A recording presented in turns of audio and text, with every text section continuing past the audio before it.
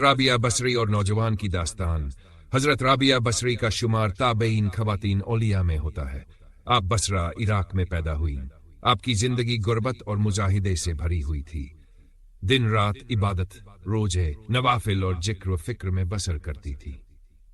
آپ کا سب سے نمایاں وصف تھا اللہ کی محبت میں فنا ہونا۔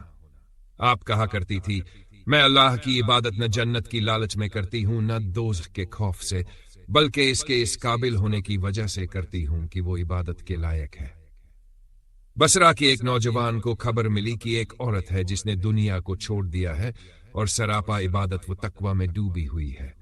وہ نوجوان جمال پرست تھا، اور جب اس نے رابعہ بصری کی سادگی، نورانیت اور روحانی جلال کو دیکھا تو اس کے دل میں محبت کی چنگاری بھڑک اٹھی۔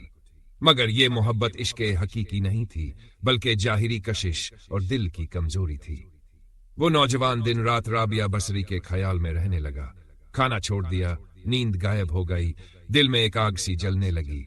گلیوں میں دیوانہ وار روتا پھرتا اور کہتا، اے رابعہ، تیرا حسن میری جان لے گیا ہے، اگر تو ایک نظر کرم کی ڈال دے تو میری دنیا سنور جائے۔ جب رابعہ بصری کو خبر ملی کہ ایک نوجوان ان کے عشق میں پاگل ہوا پھرتا ہے تو آپ مسکرائیں۔ آپ نے فرمایا، یہ محبت نہیں، یہ دل کی بیماری ہے۔ محبت تو وہ ہے جو بندے کو اللہ سے ملا دے، نہ کہ مخلوق کی زنجیروں میں جکڑ دے۔ آپ نے اس نوجوان کو بلایا۔ رابعہ بصری نے نوجوان سے پوچھا، بتا، تو مجھ سے محبت کیوں کرتا ہے؟ نوجوان نے کہا، آپ کے چہرے کی نورانیت، آپ کی آنکھوں کی چمک اور آپ کی روحانی عظمت نے مجھے بے قرار کر دیا ہے۔ آپ نے فرمایا، اے نادان، یہ حسن تو مٹی کا ہے جو بڑھاپے اور بیماری سے ختم ہو جائے گا۔ اگر تجھے محبت کرنی ہے تو اس خالق سے کر جس نے یہ حسن عطا کیا ہے جو کبھی ختم نہ ہوگا۔ رابعہ بصری نے نوجوان سے کہا، اگر تو میری محبت کا دعویٰ کرتا ہے تو پہلے اپنے نفس کو مار، دنیا کی لذتیں چھوڑ، اور پھر دیکھ کہ کیا تیرا دل زندہ رہتا ہے یا نہیں۔ نوجوان رو پڑا اور بولا، میرا دل یہ قربانی نہیں دے سکتا۔ رابعہ بصری نے فرمایا، محبت قربانی کا نام ہے، جو خالق کے لیے قربانی نہ دے سکے وہ محبت کا دعویٰ جھوٹا کرتا ہے۔ کہا جاتا ہے کہ وہ نوجوان اپنی دیوانگی میں اور زیادہ بے قرار ہوتا گیا، دن رات رابعہ رابعہ پکارتا پھرتا۔ کچھ ہی عرصے میں اس کی حالت بگڑ گئی اور وہ عشق مزاجی کی آگ میں جل کر مر گیا۔